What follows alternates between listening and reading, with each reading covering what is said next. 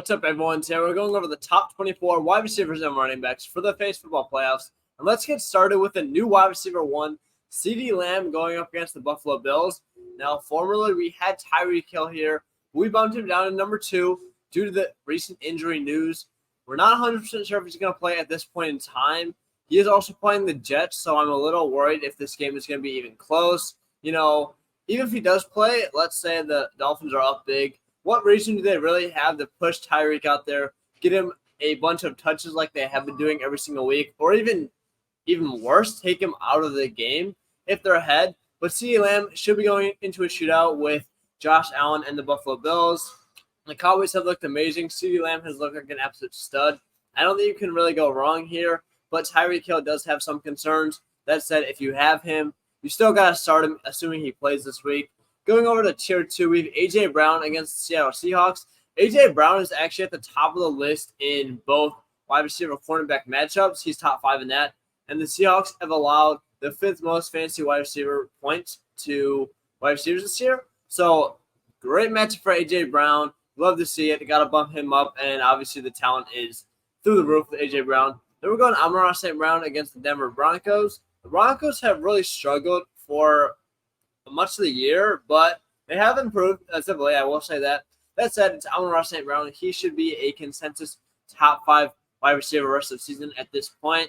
Got to start him if you have him. Then we'll go Stephon Diggs, who's also in that stud tier. He's one of those guys that is a top 5 wide receiver.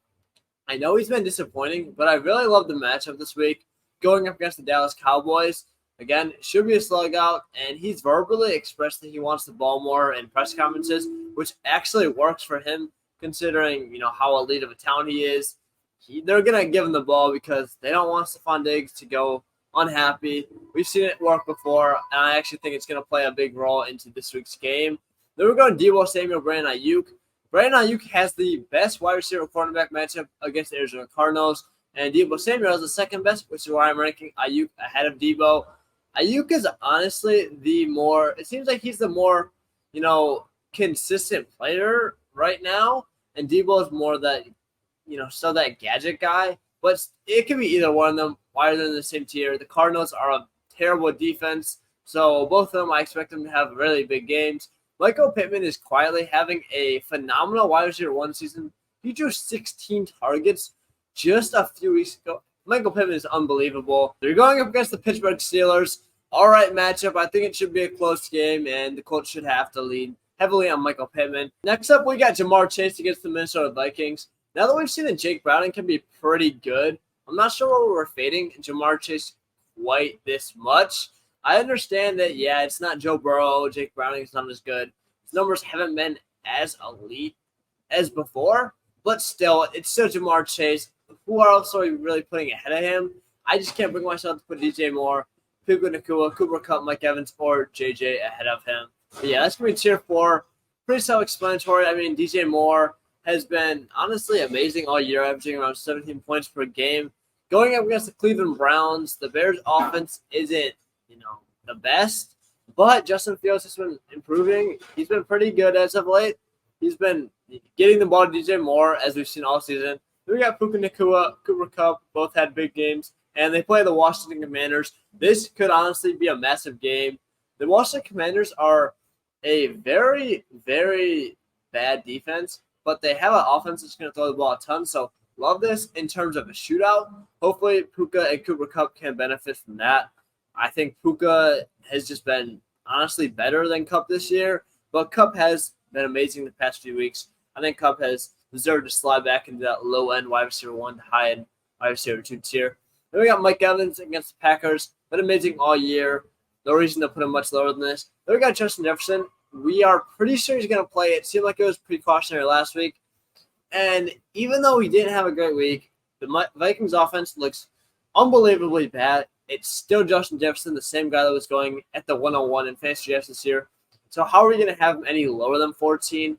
Like I said, it's really hard to, make the case for him at this point, but it's hard to make the case to put him any lower than guys like Chris Olave, Devonta Smith, Garrett Wilson, DK Metcalf, and DeAndre Hopkins. Really liking Chris Olave Again, situations up in the air with quarterback. You never know what you're going to get on a weekly basis with an injured Derek Carr, who's just not good. Devonta Smith, really like that matchup for him, actually, even though he's the wide receiver 2, limiting his upside. Like I said, the Seahawks have a very favorable wide receiver matchup this week. Garrett Wilson against the Dolphins. I actually really like Wilson this week. I have him a little higher than consensus because the Dolphins are currently 9.5-point favorites, I believe, which is they're 13.5-point favorites at one point. The Jets are going to get behind. They're going to have to throw the ball, and Zach Wilson's like pretty serviceable these past few weeks. Garrett Wilson just needs Zach Wilson to be decent and a lot of passing volume. He's actually been able to produce at a fairly high level. We love the talent here. We're going Garrett Wilson 17. DK Metcalf against Philly should be interesting. You know, DK has been pretty good this year. I will say that, but we can't expect elite alpha wide receiver 1 numbers on a week-to-week basis. Then we got D-Hop against the Texans. D-Hop, again, has also been very good as of late. We just got to see what Will Levis does. But I think having him here at 19 is a fair ranking based on he has that potential to go for 25 points, but we're still a little weary of Will Levis in this Titans offense. No one dropped down to tier 6. We got Jalen Waddle against the Jets. This is going to be very interesting because obviously Tyreek Hill doesn't play. Waddle is going to be a lot higher than this. But if he does, I'm ranking him a little higher than usual based on the assumption. Like I said, we're ranking Tyreek down a little bit because of the possibility that he could get taken out of the game, or even just the possibility that he's not going to get as many touches as usual. And I think Waddle is going to get more touches, especially with the Dolphins nurturing Hill a little bit. Then they have Rashee Rice, who is a phenomenal wide receiver cornerback matchup this week.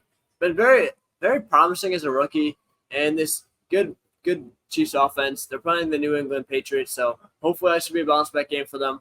Then we got Cortland Sutton against the Lions, Calvin Ridley against the Ravens, Tyler Lockett against the Eagles. All fairly similar wide receivers.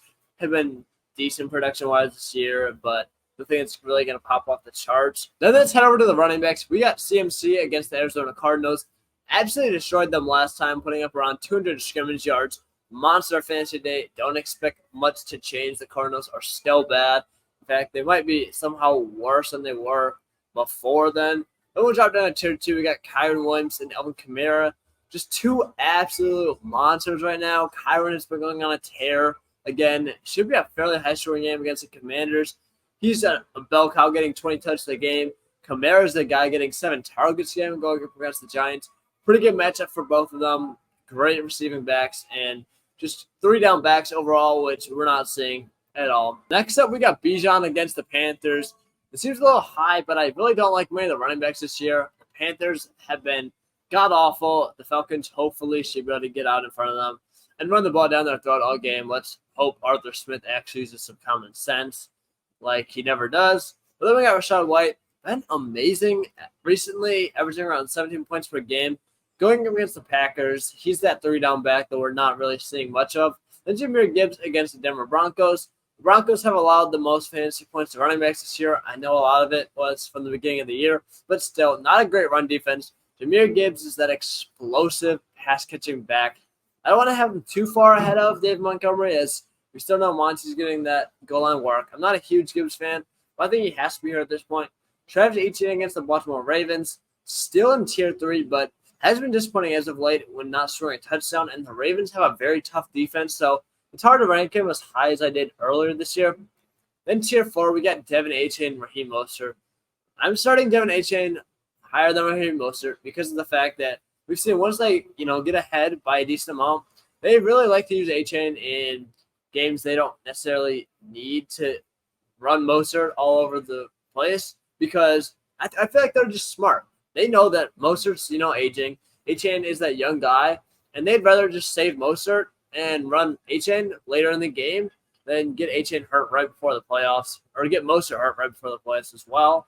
But we'll see what happens. Again, the Jets are 9.5-point underdogs, so that's why I'm projecting Achane to have a little bit of a higher workload than Mostert, on top of the fact that he is just much more explosive and can turn a few carries into 60 yards and a touchdown. Unlike Mostert, he's so good, but definitely doesn't have the same pop as Achane. Then we go over to Tony Pollard against the Buffalo Bills. Should be a fairly high-scoring game. Tony Pollard's been pretty good as of late, even though he has been relatively disappointing on the year.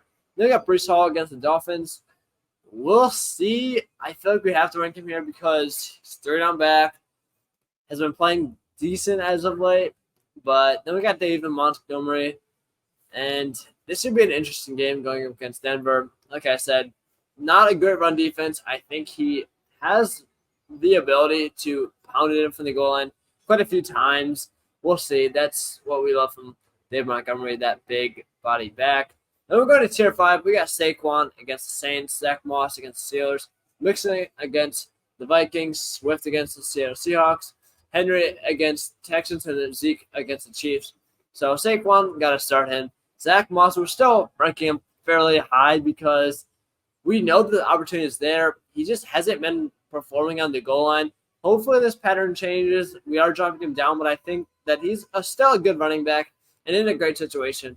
Then Joe Mixon, you got to rank him as a mid-RB2 as long as he's getting these 20 touches per game. They've been feeding him as of late when Jake Browning is in, and it makes sense. So I think we've got to keep ranking him here, based on that upside that he has.